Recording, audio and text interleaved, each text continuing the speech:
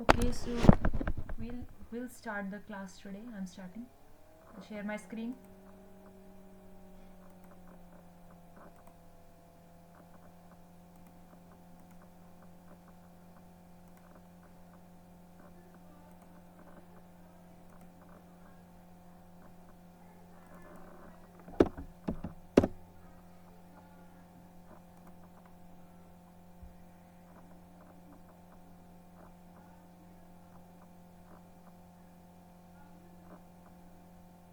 So ये chapter number 4 chemical bonding and molecular structure. Up till now हमने dipole movement तक कर लिया था, है ना? तो डाइपोल मूवमेंट के बारे में मुझे बताएंगे आप लोग क्या होता है.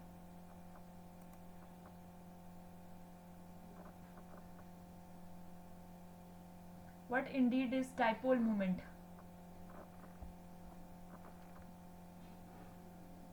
ये आपके सिलेबस में है. This is Indeed in your syllabus. Dipole movement. Dipole movement इसके बारे में बताओ कि क्या होता है dipole movement. Ma'am, it is the separation of charges. हाँ ठीक है. फॉर्मूला क्या है?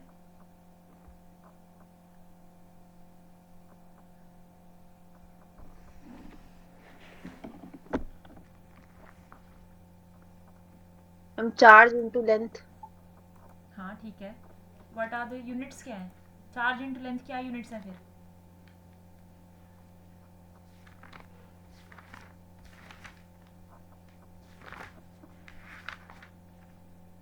चार्ज के क्या यूनिट है? चार्ज के कूलम, Coulomb.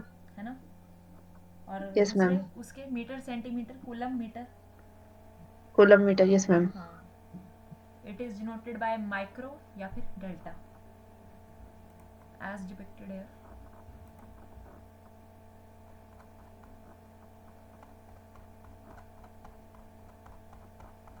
अच्छा, हाइब्रिडाइजेशन से आप क्या चलो ये तो चलो बाद में करते हैं. जो कल करवाया था हॉसल ल्यूइस अप्रोच है, आपको क्लियर हो गया होगा. आयनिक एंड कोवेलेंट बॉन्ड्स है. Ionic bonding, formation of ionic bonds, factors affecting the formation of ionic bonds. वो कैलकुलेशन ऑफ लैटिस एंथैल्पी वाला पढ़ा आपने जो भेजा था आपको? If image is not clear then I will send it to you again. Yes, ma'am. है ना? हेसेस लॉ जो है, बॉर्न हेबर साइकिल, उसके थ्रू कोवेलेंट बॉन्डिंग का कंसेप्ट आपको क्लियर है. कंसेप्ट ऑफ इलेक्ट्रोनेगेटिविटी, आपको इलेक्ट्रोनेगेटिविटी के बारे में अपने चैप्टर नंबर 3 में पढ़ा है. फिजान्स रूल, हाँ जी फिजान्स रूल किया था ना कल. क्या फिजान्स रूल किसके बारे में बताता है?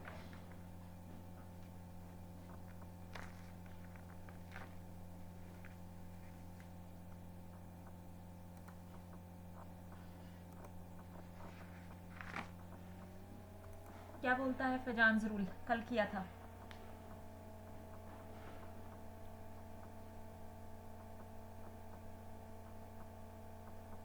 एक पर्टिकुलर मॉलिक्यूल है, उसमें कितना कोवेलेंट कैरेक्टर है, कितना आयनिक कैरेक्टर है, उसके बारे में बताता है आपका फिजान्स rule.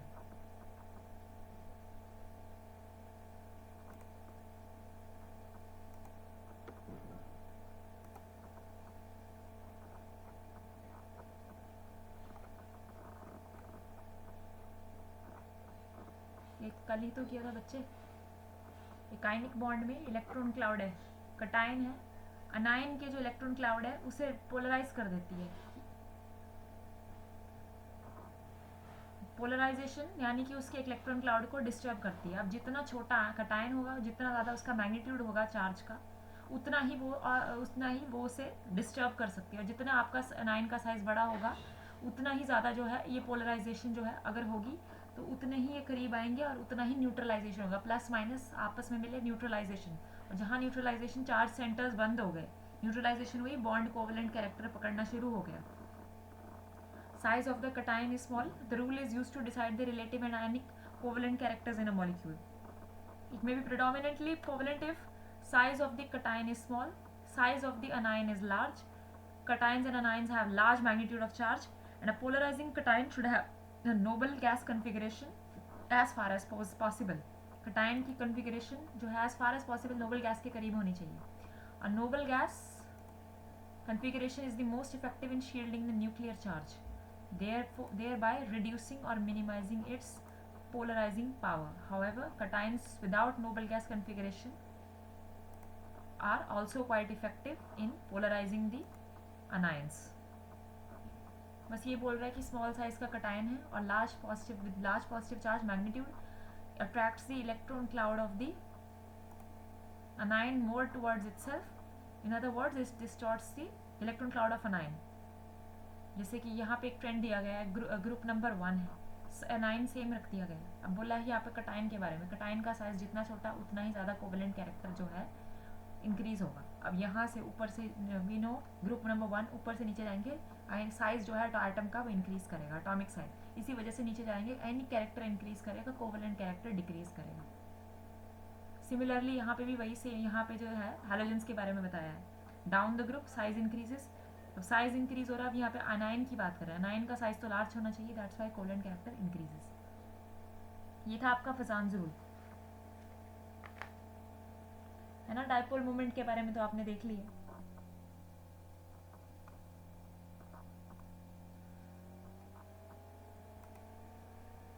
Dipole moment is the product of the magnitude of the positive charge or magnitude of the negative charge and the distance t between the charges.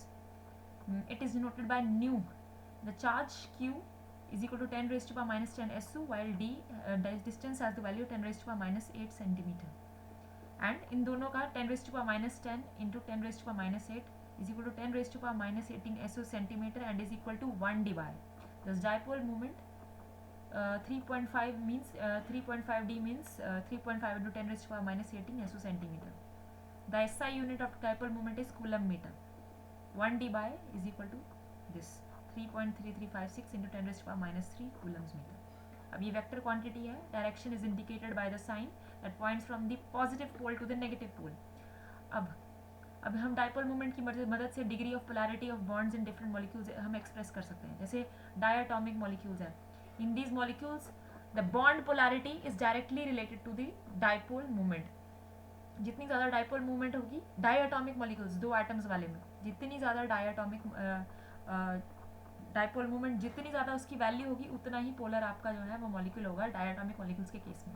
अब पॉलीएटॉमिक मॉलिक्यूल्स के केस में थोड़ी कहानी अलग है कि यहाँ पे सिमेट्री पे डिपेंड करता है. अब जहाँ पे अनसिमेट्रिकल मॉलिक्यूल्स होंगे ना, अनसिमेट्रिकल मतलब जी कि जहाँ लोन पेयर्स हैं and along with that different जो हैं atoms are attached to the central atom, irregular unsymmetrical molecules with unsymmetrical and bent geometries, they have resultant dipole moments as the bond polarities do not cancel out. Unsymmetrical molecules with bent geometries and bent जो हैं, जो आपकी जैसे water हो गया, H2S हो गया, hydrogen sulphide हो गया, unsymmetrical molecules with and bent geometries they have resultant dipole moment. अब dipole moment आपका वो डायरेक्शन पे भी डिपेंड करता है ना, तो जिस वजह से पॉजिटिव से नेगेटिव पे जा रहा है, जिस वजह से एक रिजल्टेंट है वैल्यू निकल रही है. यहाँ पे एडिशन हो रही है, आपने वो पढ़ा है ना फिजिक्स में, एडिशन ऑफ वेक्टर्स वाला. अब यहाँ पे ये है अनसिमेट्रिकल मॉलिक्यूल्स हैं. अनसिमेट्रिकल मॉलिक्यूल्स में जो है there is a resultant dipole moment as the bond polarities ये कैंसल आउट नहीं करती, उल्टा एडिशन हो जाती है. लेकिन सिमेट्रिकल मॉलिक्यूल्स में सिमेट्रिकल और एंड लीनियर ज्योमेट्री, जैसे कार्बन डाइऑक्साइड हो गया आपका लीनियर ज्योमेट्री, सिमेट्रिकल ज्योमेट्री वाले they have zero dipole moments because being vector in nature the dipoles of different bonds they cancel, यहाँ पे कैंसिल आउट कर जाते हैं. ये अपोजिट डायरेक्शन है ना, डायरेक्शन पे डिपेंड कर रहा है ना, opposite and equal direction and दस कैंसल्स आउट, जीरो हो गए डायपोल मोमेंट. कार्बन डाइऑक्साइड की, carbon tetrachloride symmetrical molecule, zero dipole moment. Boron trifluoride zero dipole moment, symmetrical and linear geometries. बस ये याद रखना, अनसिमेट्रिकल एंड बेंट ज्योमेट्रीज होंगी जहाँ पे, वहाँ पे डायपोल मोमेंट जो है कैंसिल आउट नहीं होगी, क्योंकि आपका ये जो डायपोल मोमेंट है ये वेक्टर क्वांटिटी है इस वजह से. Thus the linear or symmetrical molecules have zero dipole moments although their bonds are polar in nature. Polar होने के बावजूद भी इनकी डायपोल मोमेंट है उसकी वैल्यू है zero. Mu is equal to 0d. अब इसकी एप्लीकेशंस क्या है कि मॉलिक्यूल्स का नेचर पता कर सकते हैं हम इससे. Molecules with specific dipole moments are polar in nature while those with zero value are non polar. जैसे beryllium difluoride 0d by is non-polar while water with a certain polarity value is polar. In comparing the relative polarities of molecules, The relative polarities of the molecules can be compared by their dipole moment values. जितनी ज़्यादा value उतनी ज़्यादा polarity. Determining the shapes of the molecules. The dipole moment values are quite helpful in determining the general shapes of the molecule. जैसे आपको पता लग गया ना कि यहाँ पे सिमेट्रिकल शेप है, लीनियर ज्योमेट्री है, सिमेट्रिकल ज्योमेट्री, लीनियर ज्योमेट्री है, यानी कि जो है आप डाइपोल मोमेंट की वैल्यू से पता लगा सकते हैं कि ज्योमेट्री क्या है. जैसे बोला गया ना जीरो जीरो है, यानी कि जो है डाइपोल मोमेंट्स जो है कैंसल आउट हो रही हैं, सिमेट्रिकल या लीनियर ज्योमेट्री वाले होंगे. और जहाँ पे जो है सर्टन वैल्यू है वहाँ पे अनसिमेट्रिकल ज्योमेट्री, बेंट या फिर बेंट मॉलिक्यूल, जैसे वाटर हो गया, हाइड्रोजन सल्फाइड हो गया, अमोनिया हो गया, नाइट्रोजन ट्राइफ्लोराइड हो गया, ये आपके रिजल्टेंट डाइपोल मोमेंट वाले अनसिमेट्रिकल मॉलिक्यूल्स हैं. सिमेट्रिकल वाले carbon dioxide, carbon tetrachloride, boron trifluoride, although यह जो है कार्बन यहाँ पे बॉन्ड्स जो हैं डेफिनेटली पोलर हैं, बट कैंसल आउट होने की वजह से zero dipole moment. They will either in the dipole moment values, they are helpful in determining the shapes of the molecules having 3 or more atoms. In case such polyatomic atoms, in case such molecules have dipole moments, then their shapes will not be symmetrical. In case they have dipole moments, their shapes will not be symmetrical. They will either या तो वो bent होंगे या तो angular होंगे, जैसे hydrogen sulphide है, और unsymmetrical हो गया, अमोनिया है आपका. However, for molecules with zero dipole moment values, the shapes will either be linear और shapes will either be symmetrical. साथ साथ में आप भी पढ़ते रहा करो जो आपकी स्क्रीन में आपको दिख रहा है, because if you keep reading you will also understand.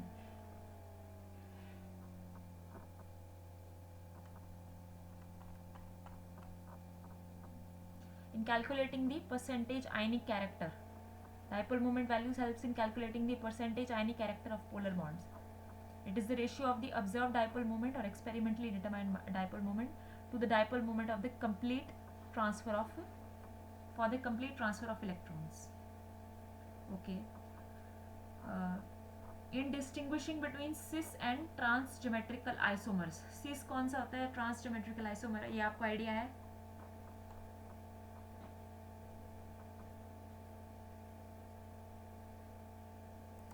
cis कौन सा होता है, trans कौन सा होता है? अच्छा पहले मुझे बताओ आइसोमर्स क्या होते हैं. सोफिया आइसोमर्स क्या होते हैं?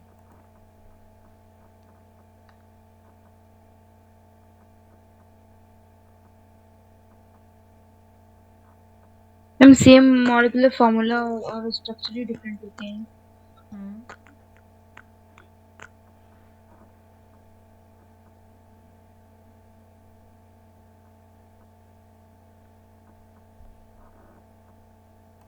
Excuse me, can you repeat that again? ये माइक मेरा ना अपने आप हो जाता है. मैम सेम मॉलिक्यूलर फार्मूला और स्ट्रक्चर ही डिफरेंट होते हैं.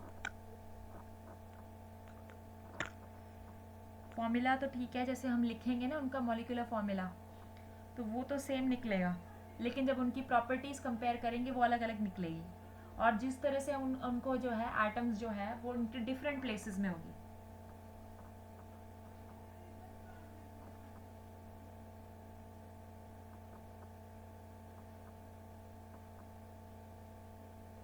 है ना? Position of atoms differ, the properties differ in isomers, however the molecular formula is same.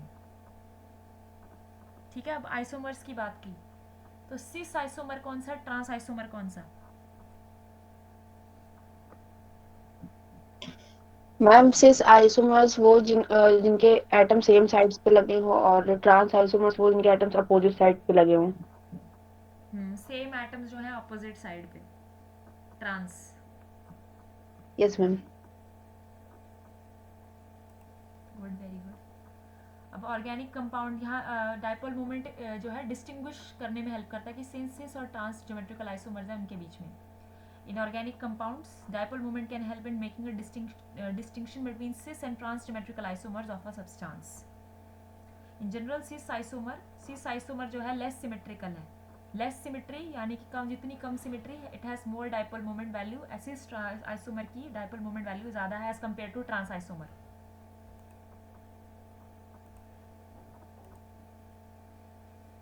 For example, the dipole moment cis to butene is higher than that of trans butene.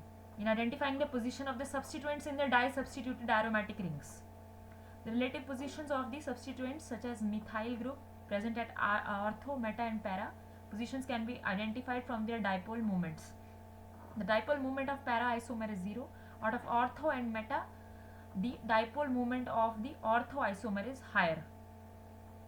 आया समझ? ठीक है.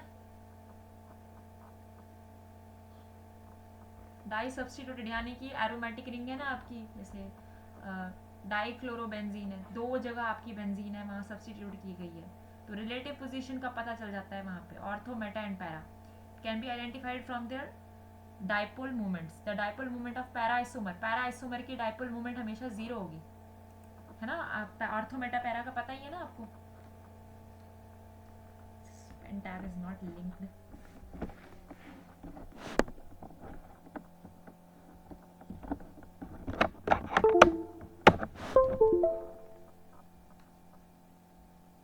Die substituted से benzene का ही ले लो example.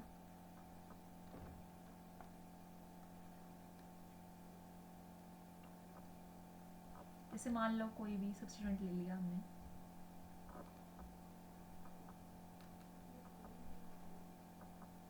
पेंटाग is not properly working.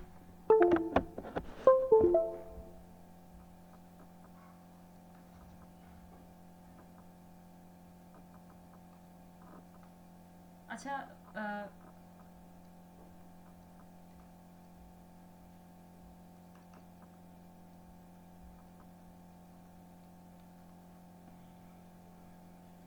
हाँ इसमें सोफिया कौन सी है, मेटा पोजीशन कौन सी है 1 2 3 में?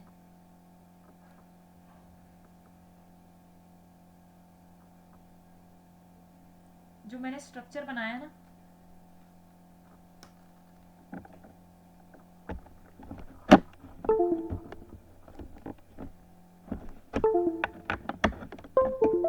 M3. हाँ ठीक है. और 4 कौन सी है? पैरा. हाँ वेरी गुड. पैरा में जो है ना आपकी 0 डाइपोल मूवमेंट होंगे. Di substituted aryl compounds. Di substituted aromatic ring है. पैरा में 0 dipole movement. Ortho and meta, the dipole movement of the ortho isomer is higher. Ortho वाले में हायर होगी.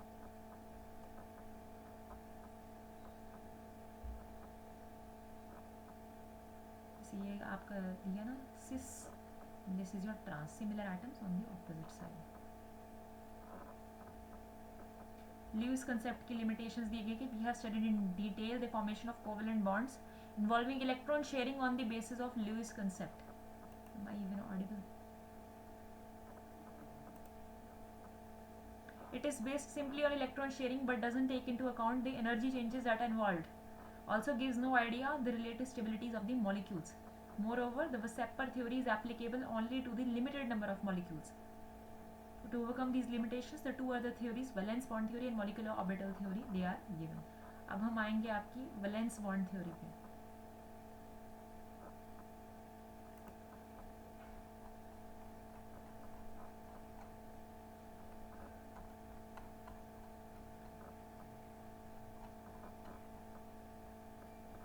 ठीक है ना. वेस्पर थ्योरी आपको हो गई है क्लियर.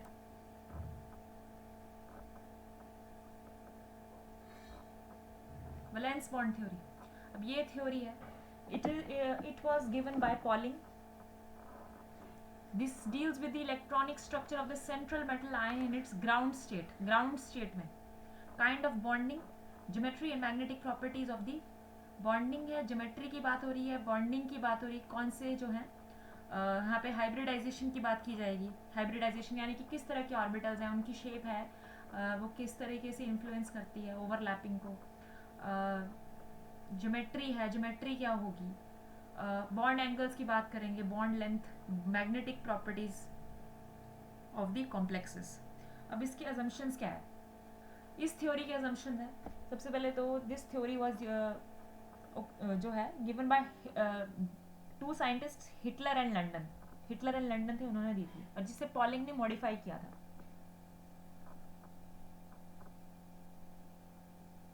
ये थ्योरी, दिस थ्योरी जो है, it is based on the following assumptions कि द सेंट्रल मेटल एटम और ion makes available a number of empty sp_d atomic orbitals equal to its coordination number. coordination number मतलब कितने वो उसके साथ जुड़ रहा है, कितने बॉन्ड बना रहा है, that is called its coordination number.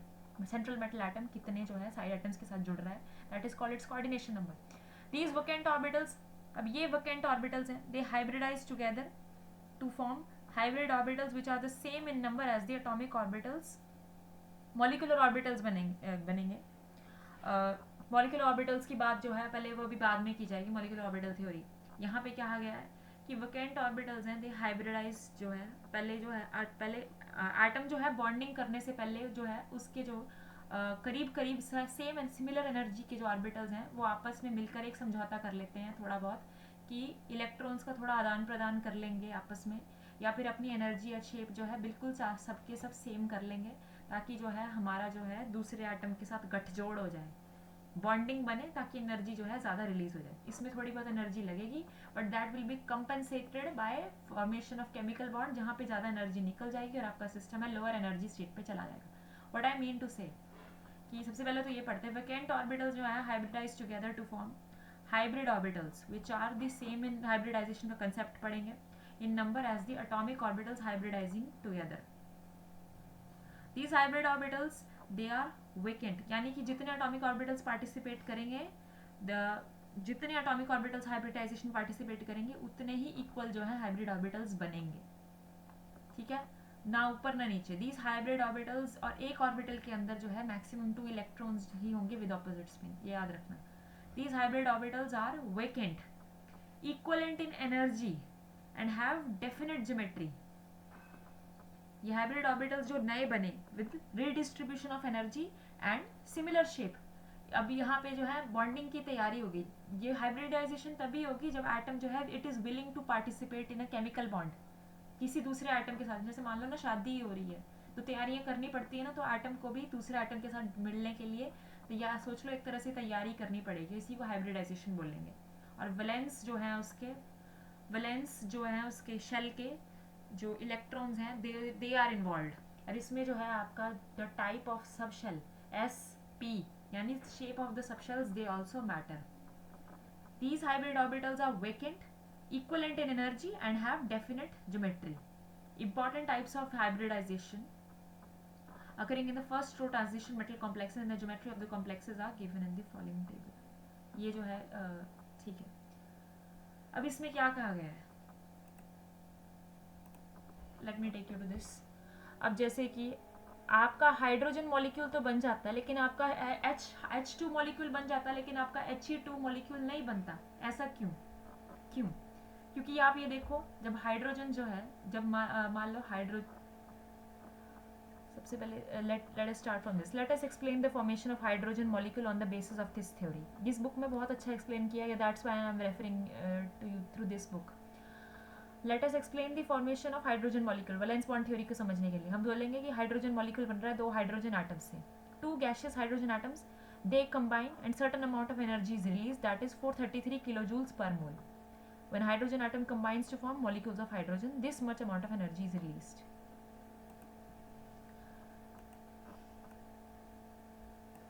अब this shows that the energy, इससे पता चलता है कि जब हाइड्रोजन जो है एटम्स जो है कंबाइन करे तो जो सिस्टम है उसकी एनर्जी जो है 433 किलो जूल्स पर मोल नीचे चली गई और आपका हाइड्रोजन जो है मॉलिक्यूल बना.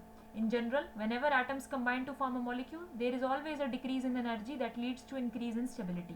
हाइड्रोजन कंबाइन ही क्यों किए, वो जो है अपनी एनर्जी जो है लोअर स्टेट में लेके गए और अपना ड्यूप्लेट बना लिया. 1s2 है ना.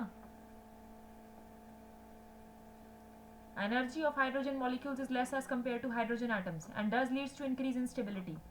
Actually, when atoms are far separated, they don't have any force of interaction. अब ये दोनों अलग अलग हैं. अब हाइड्रोजन के एक एटम में क्या है, एक न्यूक्लियस है, 1 प्रोटॉन है, 1 इलेक्ट्रॉन है. Energy of hydrogen molecules is less as actually when atoms are far separated, they don't have any force of interaction. अब जब दूर दूर होंगे तो ना इनके बीच में अट्रैक्शन है, ना ही इनके बीच में कोई रिपल्शन है. जैसे as they tend to come closer, जैसे ही पास आने लग पड़े, जैसे ही ये 2 हाइड्रोजन एटम्स हैं पास आने लग पड़े. Suppose this is first hydrogen atom with this Hb is the nucleus of the first B hydrogen atom, and this is the electron, and similarly this is A hydrogen atom with its electron A and nucleus B. अब ये दोनों जो है एक आपस में पास पास आ गए, दूर थे, कोई इंटरेक्शन नहीं, कोई एनर्जी चेंजेस नहीं हो रही थी। As they tend to come closer, to different forces, दो तरह की फोर्सेज ऑपरेट हुई, एक अट्रैक्शन और दूसरा रिपल्शन। एक अट्रैक्शन हुई, अब nucleus of one atom is tends to attract towards the electron of the other atom. Nucleus of first A gets attracted to electrons of B. Similarly, nucleus of B gets attracted to electrons of E and vice versa. इनके बीच में attraction हुई। अब यहाँ पे गठजोड़, यहाँ पे attraction हो रही है तो मतलब करीब आ रहे हैं, और आपको पता है अट्रैक्शन में एनर्जी रिलीज होती है। अब अट्रैक्शन, अब ये हो गए अट्रैक्शन के फोर्सेज, अब हो गए रिपल्शन के फोर्सेज भी साथ में एक्ट कर रहे हैं। अब ये इसको इससे कोई प्रॉब्लम नहीं, इसको इससे कोई प्रॉब्लम नहीं, इसको इलेक्ट्रॉन को प्रॉब्लम किससे, इसको प्रॉब्लम है इलेक्ट्रॉन से दूसरे, यहाँ पे रिपल्शन होगा, जैसे यहाँ पे डिपिक्ट कर रहा है आपकी दूसरी side. Electron of A will repel electron of B, electron of similarly positively charge nucleus of A will repel positively charge nucleus of B, and these are repulsive forces. अब हमें इनको करीब लाना है ताकि ये हाइड्रोजन मॉलिक्यूल बने। अब तो इसके पहले हमें जो है रिपल्सिव फोर्सेस को ओवरकम करना पड़ेगा। Energy is needed to overcome the force of repulsion. अब सोच लो कि ये रिपल्सिव फोर्सेस जो हैं, यहाँ पे बॉन्ड कब बनेगा इन दोनों के बीच में, अगर ये बॉन्डिंग तभी सक्सेसफुल होगी, हाइड्रोजन मॉलिक्यूल तभी बनेगा हाइड्रोजन एटम्स के बीच में, जब number of attractive forces will be more than that of the number of repulsive forces. And यहाँ पे आप खुद देख सकते हो, the nucleus of one atom is attracted, the nuclei of atoms as well as electrons, they repel each other. Now in case of magnitude of the attractive forces is more than that of the attractive forces जो है more than that of the repulsive forces, a stable molecule will be formed. However, if the repulsive forces are more than the attractive forces, then the atoms will not combine with each other. जैसे ये है आपकी screen में, although the number of new attractive and repulsive forces is the same, यहाँ पे same है, but the magnitude of attractive forces, magnitude है attractive forces का वो ज़्यादा है, जिस वजह से when two hydrogen atoms approach each other, the overall potential energy of the system decreases, therefore a stable molecule of hydrogen is form. जैसे आपको पहले भी एक्सप्लेन किया गया था ना, this is the bond energy, the amount of energy released when two hydrogen atoms combine with each other. Lowest potential energy के state में पहुंच गए, फ्रॉम 0 टू नेगेटिव, यानी कि lower potential energy -433 kilo joules per mole जो है energy, potential energy होगी, यानी कि इतनी एनर्जी जो है वो लूज करेंगे। ये आपको डायग्राम जो है बताया गया था। अब इस सिस्टम की एनर्जी डिक्रीज करी, दैट इज वाई अब इस स्टेट में जो है न्यूक्लियस के बीच में, इस स्टेट में जो है it will be that distance की जहाँ पे जो हाइड्रोजन मॉलिक्यूल आपका स्टेबल रहेगा। इससे ज़्यादा करीब लेके गए तो आपका जो है मॉलिक्यूल डिस्टेबलाइज कर जाएगा। The total decrease in the potential energy when one mole bonds of a particular type are formed between hydrogen enthalpy of atomization याद करो, are formed between atoms in the gaseous state is called bond energy। ठीक है, definitely यहाँ पे attractive और repulsive forces एक तरह same है, बट यहाँ पे मैग्नीट्यूड ज़्यादा हो गया। यही बात है कि if the magnitude of attraction is more than that of the repulsion, then the molecule is formed. तभी बोलते हैं ना कि रिश्तेदारों में अगर ज़्यादा रिश्तेदार हाँ कर दें तो गठजोड़ हो जाता है, ज़्यादा रिश्तेदार मना कर दें तो गठजोड़ नहीं होता है। ठीक है, वही सिमिलर एक केस है आपका हीलियम का।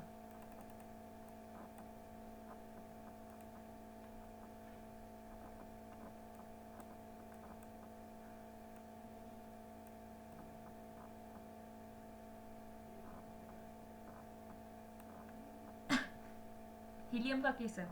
अब हीलियम के केस में क्यों नहीं बनता He2 मॉलिक्यूल, क्यों नहीं बनता?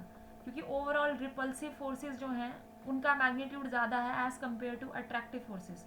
अब यहाँ पे ये हीलियम के केस में है, 2 इलेक्ट्रॉन है 2 प्रोटॉन है, 2 इलेक्ट्रॉन 2 प्रोटॉन, ये हो गया आपका एक एटम ऑफ हीलियम, ये हो गया दूसरा एटम ऑफ हीलियम। बट यहाँ पे क्या है, रिपल्शन बहुत ज़्यादा हो रही है। अब यहाँ पे रिपल्सिव फोर्सेज ज़्यादा है as compare to the attractive forces, that is why repulsive 5 forces है। अब ये इसे रिपेल कर रहा है, यहाँ पे तो ऑलरेडी रिपल्शन हो ही रही है, यहाँ पे भी रिपल्शन 3 4, अब ये न्यूक्लियस भी करेंगे, बट अनफॉर्चुनेटली जो है अट्रैक्शन जो है वो कम हो रही है, जिस वजह से जो है हीलियम का आपका मॉलिक्यूल नहीं बनता।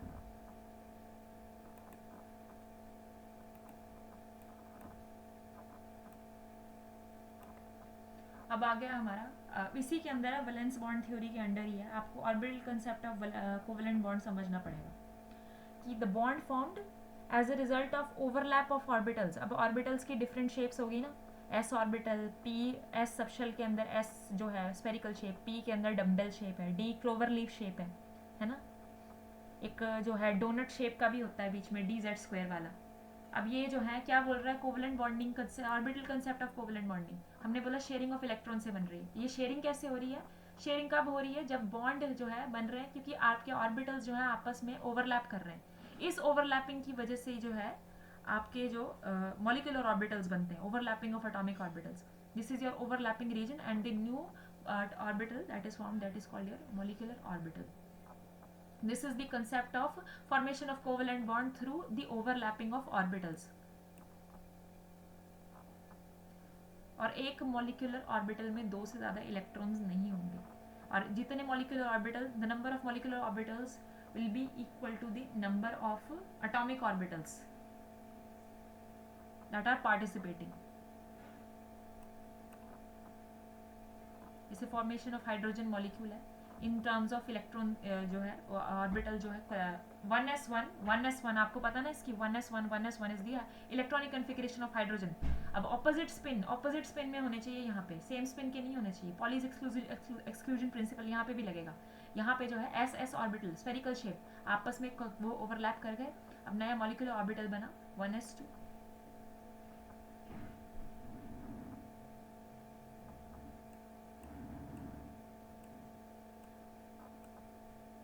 Favorable conditions for orbital overlapping. Only the atomic orbitals with one electron, half-filled atomic orbitals, can take part in the overlap.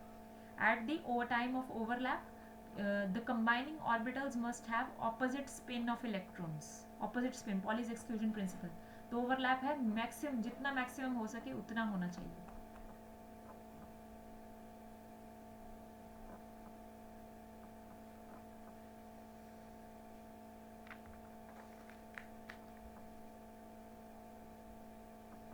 अच्छा, हाइब्रिडाइजेशन का कंसेप्ट आपने पढ़ा है? हाइब्रिडाइजेशन कॉलेज में होंगे आप, हाइब्रिडाइजेशन थोड़ी बहुत तो याद होगी आपको, यस मैम। है ना। So let me ask you just, अच्छा फॉर्मेशन ऑफ फ्लोरीन मॉलिक्यूल, जैसे ये ऑर्बिटल कंसेप्ट है कोवेलेंट बॉन्डिंग का, क्या ऑर्बिटल्स के ओवरलैप के थ्रू जो है आपके कोवेलेंट बॉन्ड बनेंगे। फ्लोरीन का एग्जांपल दिया है, एटॉमिक नंबर है इसका 9। This is the electronic configuration 1s2 2s2 2px2 2pz1। This is the electronic configuration. Half filled atomic orbitals जो है पार्टिसिपेट करेंगे, half filled with opposite spin, and thus this is how your fluorine molecule is formed when these two overlap. p orbitals, pz orbitals, they are overlapping. Formation of hydrogen fluoride. Fluorine atom as stated above has one half filled atomic orbital. Hydrogen atom has only one electron in 1s orbital. ये जो book बहुत अच्छी है, आपने इसमें से पढ़ लेना है, आपको ये प्रोवाइड कर दी गई है। Thus the hydrogen fluoride molecule is formed as a result of combination or overlap of the half-filled orbitals. Half-filled orbitals participate करेंगे यहाँ पे। Formation of oxygen molecule. Oxygen में कितने हैं? दो जो हैं half-filled atomic orbitals हैं। अब ये participate करेंगे with this will दो हाइड्रोजन के एटम्स के साथ participate करेंगे half-filled with the opposite spin, and thus this is your covalent bond is formed. दो आपके कोवेलेंट बॉन्ड बनते हैं ना आपके वाटर में। Two half-filled orbitals of the oxygen atom combine with the half-filled orbitals of the hydrogen atoms. Thus, the oxygen atom gets linked to two hydrogen atoms by single covalent bonds, as shown here. देखते रहो, अपनी screen पे देखा करो। आपके nitrogen में 3 half-filled orbitals हैं ना, 3 half-filled. That is why your nitrogen can form 3 bonds, 3 singular bonds. अब ऑर्बिटल ओवरलैप भी है, डिपेंड करता है कि वो आपका किस सबशेल से जा रहा है आपका ऑर्बिटल। अब पी सबशेल है, अब इनकी आपको पता है ना शेप भी होगी, है ना, शेप है डम्बल शेप है पी की, एस की है आपकी राउंड है, तो इसके ऊपर भी जो है आपका ऑर्बिटल ओवरलैप ये डिपेंड करेगा किस तरीके से। जैसे एस एस ऑर्बिटल ओवरलैप है, एस एस में जो है राउंड शेप है। सिग्मा बॉन्ड, सबसे पहले आपका मॉलिक्यूलर जब बॉन्ड बनाएंगे, एक तो सिग्मा बॉन्ड एक पाई बॉन्ड है, ये आपको पता होगा ना सिग्मा बॉन्ड पाई बॉन्ड के बारे में। सिग्मा बॉन्ड तब बनता है when two half filled atomic orbitals belonging to the bonding atoms overlap along their internuclear axis. Internuclear axis से पैरेलल होने चाहिए। अब स्फेरिकल का तो क्या ही पैरेलल है, स्फेरिकल जो है एस सिग्मा बॉन्ड ही बनाएगा, स्फेरिकल जो है आपका सिग्मा बॉन्ड। अब यहाँ पे पी है, इट इज ये है आपका इंटरन्यूक्लियर एक्सिस, दोनों कोलाइड हो रहे हैं, न्यूक्लियस कोलाइड यहाँ हो रहे हैं आपस में।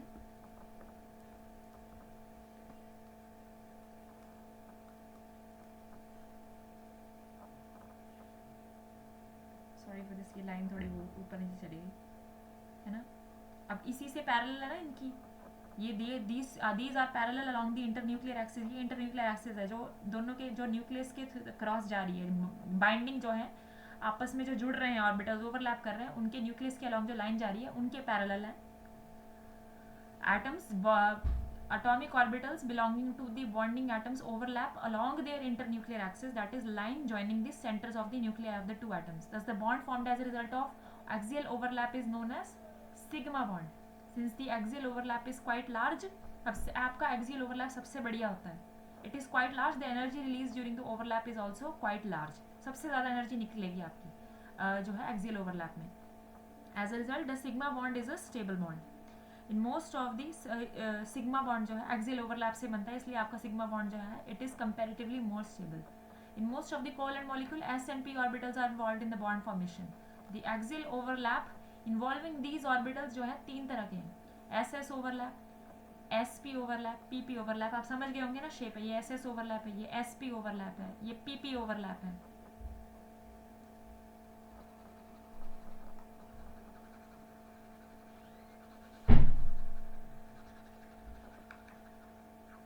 S depending on the shape, S S, S P, P P, ये हो गया आपका sigma. Sigma S half-filled atomic orbital is always involved in axial overlap only since it is spherically symmetrical. It always take parts in the sigma bond formation. S वाला हमेशा sigma bond ही बनाएगा। अब pi bonding वाले हैं, it is when two half-filled atomic orbitals belonging to the bonding atoms overlap along the sides. Side में होंगे, not along the internuclear axis से parallel नहीं होंगे, साइड से ओवरलैप करेंगे, साइड से हो रहे हैं ना। अब यहाँ पे जो इंटरन्यूक्लियर एक्सिस है it is not parallel to the overlapping, जो है जिस साइड से हो रहे हैं उससे पैरेलल नहीं है। Such an overlap is known as side wise और lateral overlap. The atomic orbitals overlap is in such a way that their axis are parallel to each other. इन दोनों की एक्सिस, एटॉमिक ऑर्बिटल्स की axis, ये internuclear axis है जो nucleus को जोड़ रही है। अब ये हो गई आपकी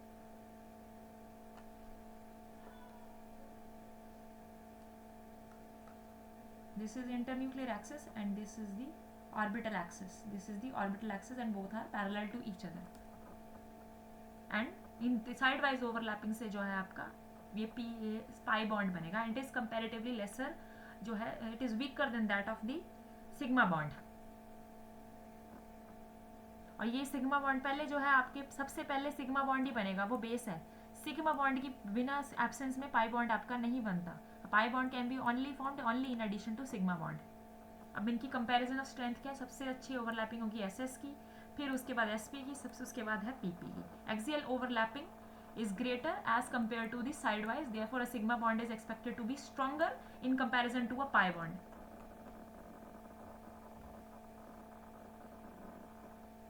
ये सिग्मा बॉन्ड पाई बॉन्ड ये आपने पढ़ लेना है, ये आपके उसमें दिया गया है। अब है कंसेप्ट ऑफ हाइब्रिडाइजेशन।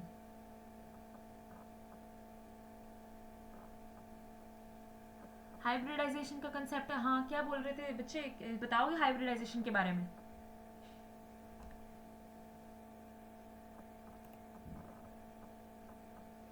अनुष्का बोल रहे थे हाइब्रिडाइजेशन के बारे में। जस्ट अ सेकंड बच्चे, ये मैम हाँ बोलना। Ma'am it is the mixing of pure orbitals to form new set of hybrid orbitals, और इनकी एनर्जी भी इक्वलेंट होती हैं और आइडेंटिकल होते हैं शेप में। हाँ ठीक है, थोड़ा एक्सप्लेन करोगे क्या है ऐसा?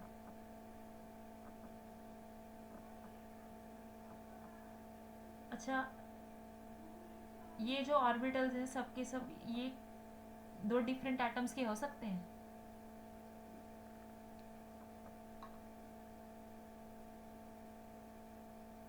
नहीं मैम, एक ही एटम्स होने चाहिए। हाँ, ये एक तरह से बोल लो ना, बोलते शादी की तैयारी नहीं होती कि बॉन्डिंग होनी है दूसरे उसके साथ, तो उसके लिए तैयारियां हो रही हैं। तो एटॉमिक ऑर्बिटल्स हैं, एटॉमिक ऑर्बिटल्स जिनकी स्लाइटली डिफरेंस होगी, एनर्जी होगी ना, थोड़ी सी एनर्जी का ऊपर नीचे, ज़्यादा नहीं होनी चाहिए।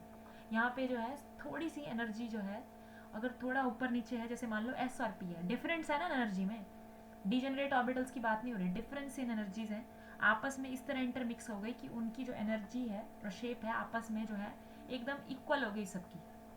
और यही जो है जो आपस में जो मिलके, जैसे मान लो एस है, एक एस ऑर्बिटल 3 पी ऑर्बिटल, इन सब ने आपस में जो है हाइब्रिडाइज कर लिया, सब के सब जो हैं आइडेंटिकल शेप आइडेंटिकल एनर्जी के हो गए। अब ये सब के सब जो हैं बॉन्डिंग के लिए रेडी हैं, ये बॉन्डिंग बनाएंगे।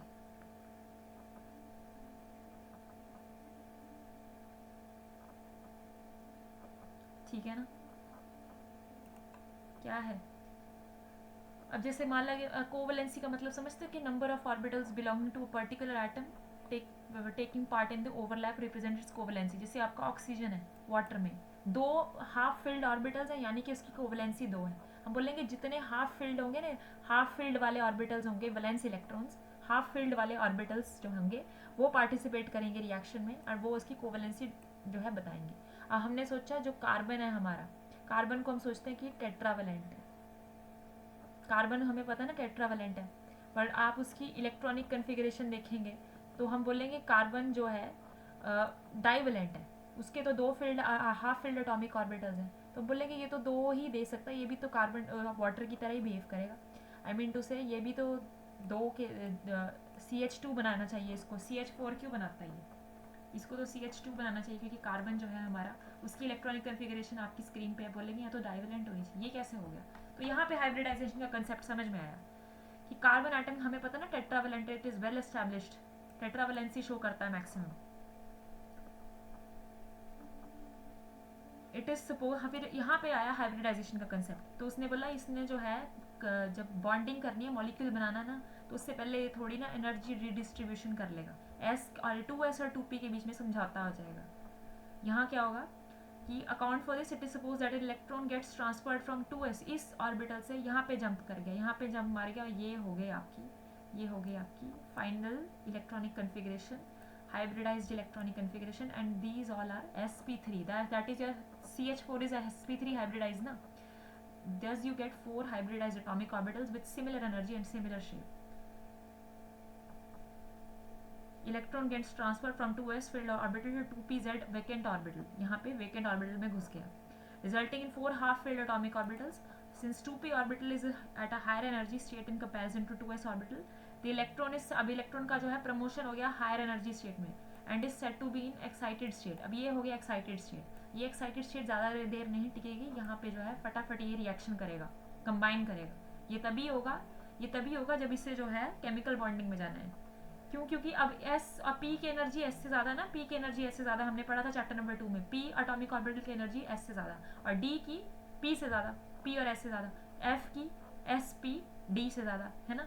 इसी तरह अब P में जा रहा है एक इलेक्ट्रॉन, तो हमें पता है एटम्स जो है लोअर एनर्जी स्टेट में जाना चाहते हैं, तो ऐसा क्यों किया उसने, अपने आप को हायर एनर्जी में क्यों प्रमोट किया, इतने अनस्टेबल स्टेट में क्यों किया, क्योंकि उसने बोला हाँ भले ही मेरी एनर्जी चली ज़्यादा हो गई है, बट अगर केमिकल बॉन्डिंग फटाफट हो गई, केमिकल बॉन्डिंग में एनर्जी जितनी ज़्यादा निकल रही है ना, तब जो है कोई फ़ायदा रहेगा। बोलते नहीं है थोड़ा बहुत जो है करना पड़ता है ना, थोड़ा बहुत जो है अपनी तरफ से जेब से पैसा कुछ खर्चा ना जाके, तभी जाके, ताकि हम फ्यूचर में अपना कुछ फ़ायदा देख रहे हैं। आप जो है कोचिंग के लिए पैसा लगा रहे हैं, आपका पैसा लग रहा है क्योंकि आपको पता है कल फ्यूचर में आपको जॉब मिलेगी तो आपको ज़्यादा पैसा मिलेगा, तो ये भी कुछ वैसा ही है।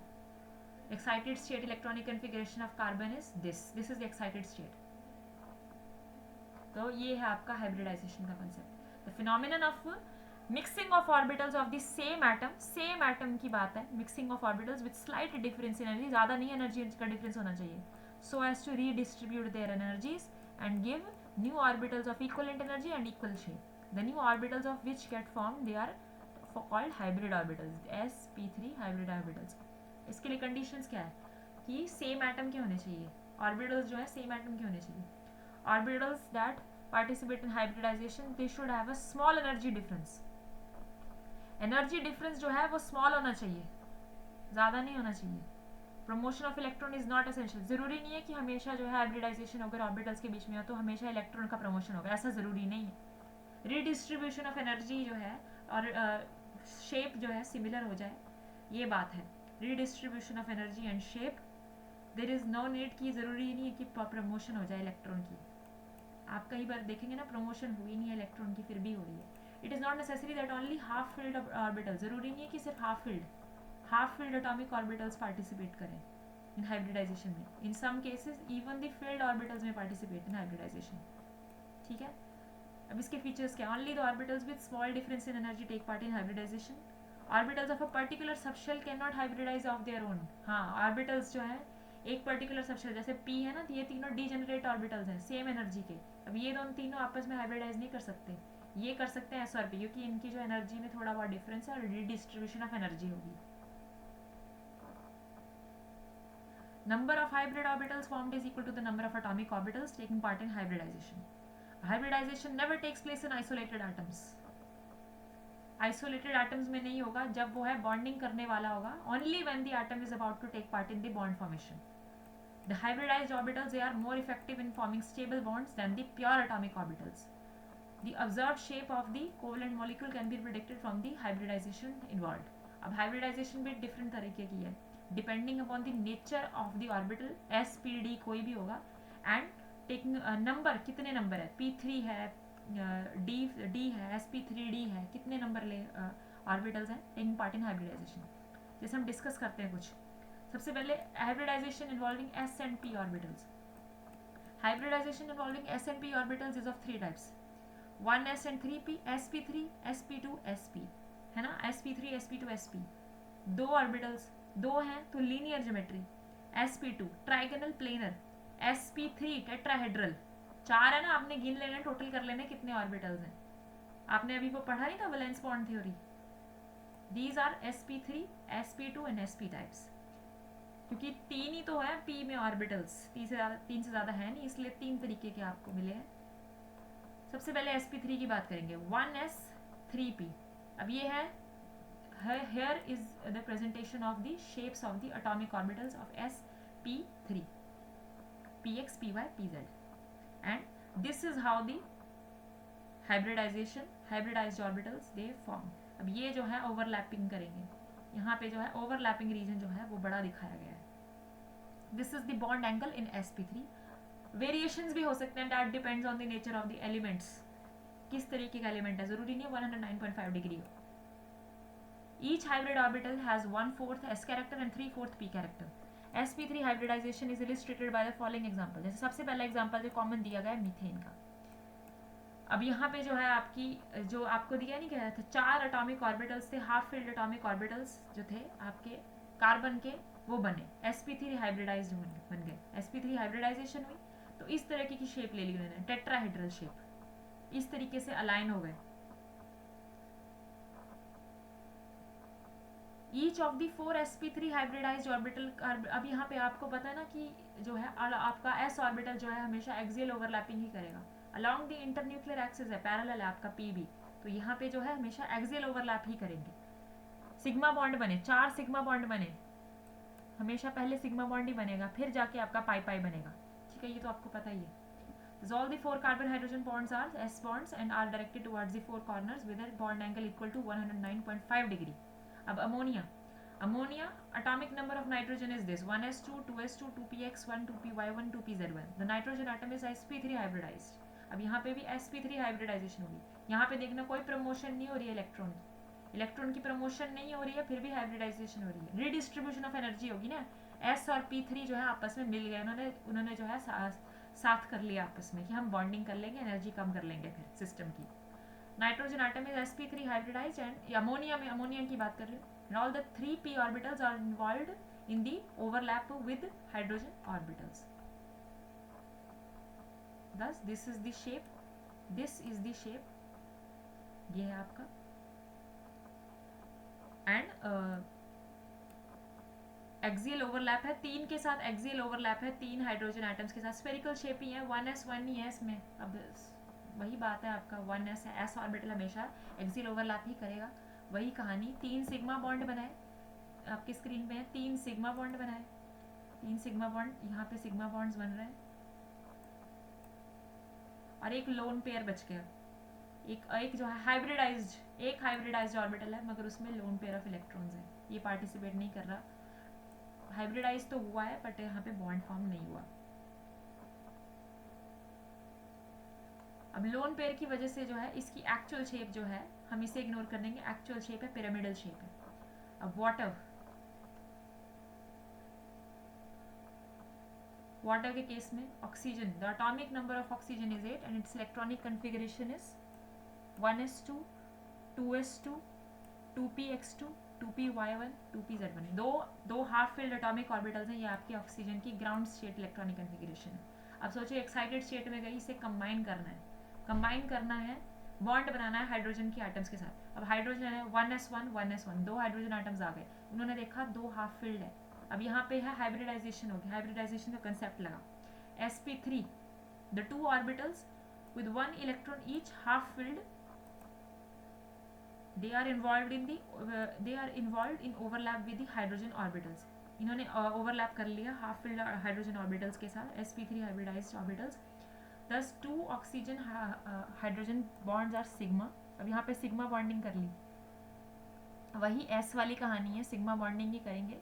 अब यहाँ पे due to the presence of lone pair से रिपल्शन को मिनिमाइज करने के लिए ये थोड़ा जो है झुक गए, इनकी शेप में जो है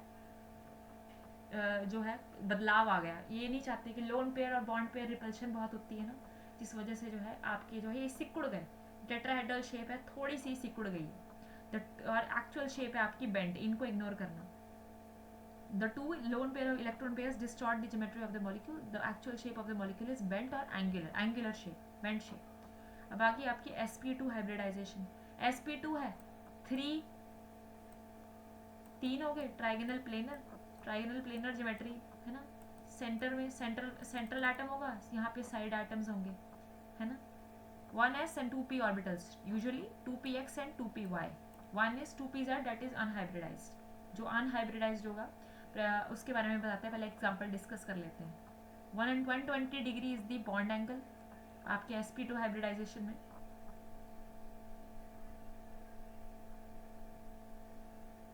The three hybrid orbitals are directed towards the corners of an equilateral triangle with the carbon atom in the center. It is therefore known as trigonal hybridization। The unhybridized 2p z orbital जो है it is perpendicular, जो है ये आप अपनी screen पे देखो है जो प्लेन है, ये हाइब्रिडाइज्ड ऑर्बिटल हो गए 1s and 2p, 1s and 2p, एक s होगा और 2p, px and py। pz आपका अनहाइब्रिडाइज्ड होगा, वो जो है प्लेन के परपेंडिकुलर होगा जहाँ पे हाइब्रिडाइजेशन जो है हो रही है। अब जैसे सबसे एग्जांपल दिया गया, सबसे पहला example ethene. In order to illustrate sp2 hybridization let us discuss the orbital structure of ethene.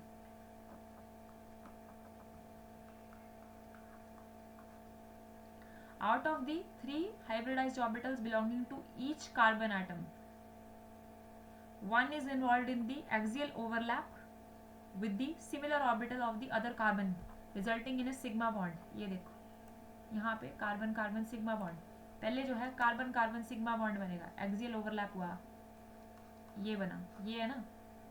The remaining two hybridized orbital, sp3 hybridize है ना आपका कार्बन, एक ने तो कार्बन के साथ दूसरे कार्बन के साथ बना लिया, एक्सियल ओवरलैप कर लिया, और जो बाकी बचे उन्होंने हाफ फील्ड जो है हाइड्रोजन के साथ एक्सियल ओवरलैप कर लिया।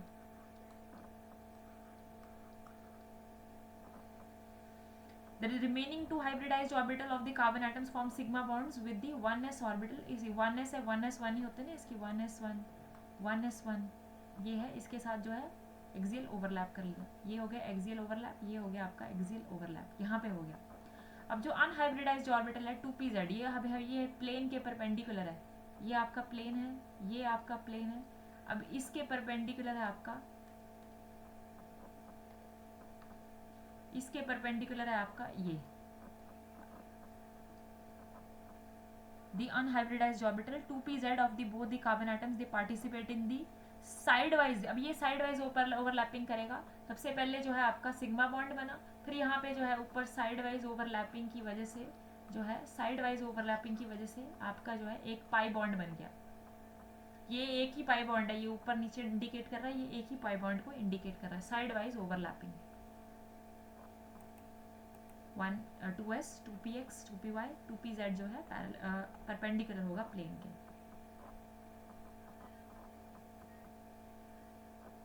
एक सिग्मा बॉन्ड होगा which is surrounded by 1 pi bond, और ये जो है आपका as a result ethene and all other compounds which contain pi bonds they are reactive in nature. अब ये पाई बॉन्ड है, साइड वाइज ओवरलैपिंग से ही बना है, ये वीकर है, इस वजह से रिएक्शन में पार्टिसिपेट कर लेता है आपका ये जो अनसैचुरेटेड कंपाउंड्स है। Formation of boron hydride. अब this is the electronic configuration of boron atom in its ground state. अब यहाँ पे दो वेकेंट पी ऑर्बिटल्स हैं, फिल्ड 2s2 2p1, एक ही, हम सोचेंगे कोवेलेंसी 1 है लेकिन इसकी कोवेलेंसी है 3 BH3। तो क्या हुआ यहाँ पे, एक इलेक्ट्रॉन की प्रमोशन हो गई यहाँ पे, एक इलेक्ट्रॉन की प्रमोशन हो गई यहाँ पे sp2 हाइब्रिडाइजेशन लगी और एक वैकेंट 2pz ऑर्बिटल है वो रहा प्लेन के perpendicular. All three orbitals are present in the valence shell of boron atom. They get hybridized to form 3 equivalent hybrid orbitals. 3 equivalent hybrid orbitals excited state में बना।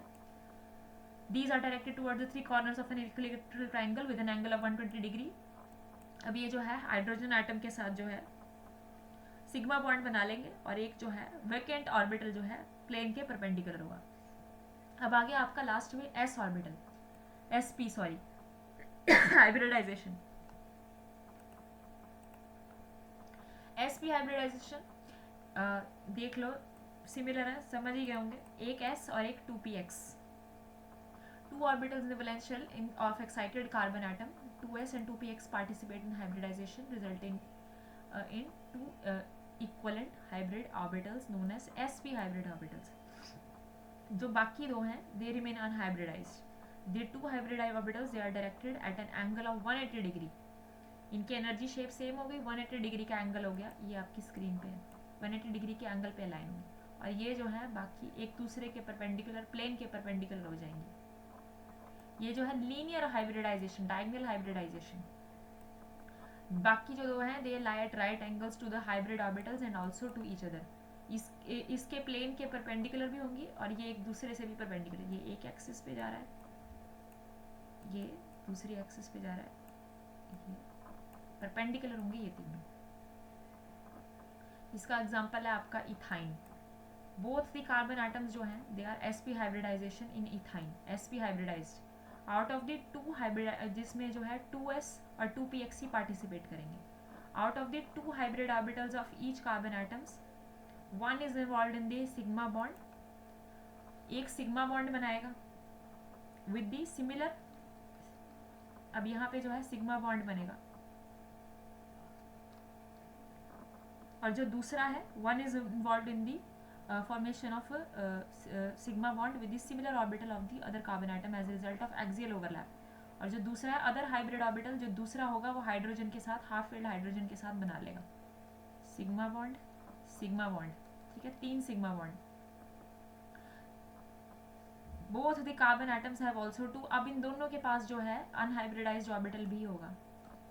अब इनके पास जो है प्लेन के परपेंडिकुलर और एक दूसरे के परपेंडिकुलर जो है अनहाइब्रिडाइज्ड ऑर्बिटल्स भी होंगे। अब ये अनहाइब्रिड ऑर्बिटल्स जो हैं आपस में मिलकर जो है 2 पाई बॉन्ड बना लेंगे, जिस वजह से जो है आपका एक सिग्मा बॉन्ड और 2 pi bond due to the presence of 2 unhybridized orbitals. Bond length है 120 picometre. This is the bond angle 180 degree.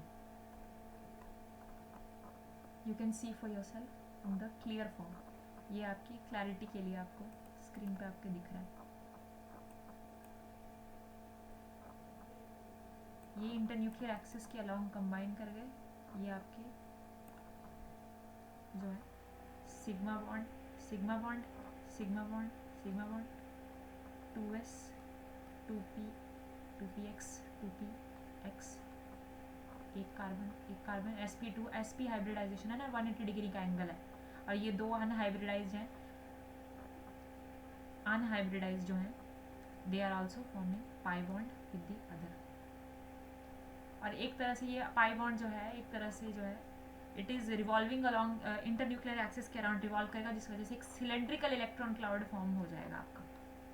एक सिलेंड्रिकल इलेक्ट्रॉन क्लाउड जो है इस तरह लगेगा।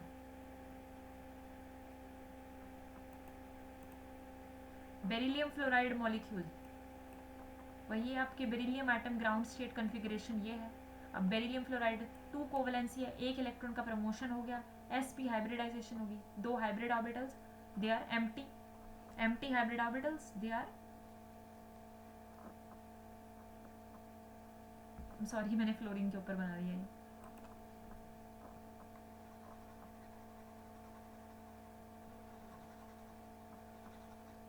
चलो इग्नोर दैट ऑन फ्लोरीन। तो क्या है 180 डिग्री का एंगल है, sp हाइब्रिडाइजेशन, s और p हाइब्रिडाइजेशन। अब ये फ्लोरीन के हाफ फील्ड जो है, दिस इज फ्लोरीन के हाफ फील्ड जो है उसके साथ कंबाइन करेगा fluorine boron difluoride, beryllium, I'm sorry beryllium, दिमाग खराब हो गया, बोरॉन तो 3 कोवैलेंसी है उसकी, बेरिलियम डाइफ्लोराइड है। बेरिलियम जो है आपका this is the electronic configuration of ground state beryllium. Promotion हुई इलेक्ट्रॉन की, आपस में जो है ये दोनों जो है इन दोनों ने हाइब्रिडाइजेशन कर ली, 180 डिग्री का एंगल है, they are hybridizing along the internuclear axis. And जो है आपके जो हाइब्रिडाइज ऑर्बिटल है प्लेन से परपेंडिकुलर रहेंगे। And this is how your beryllium difluoride जिसका शेप होगा लीनियर इज फॉर्म्ड। यहाँ पे इलेक्ट्रॉन्स नहीं है जिस वजह से जो है पाई बॉन्डिंग नहीं हुई, और यहाँ पे इस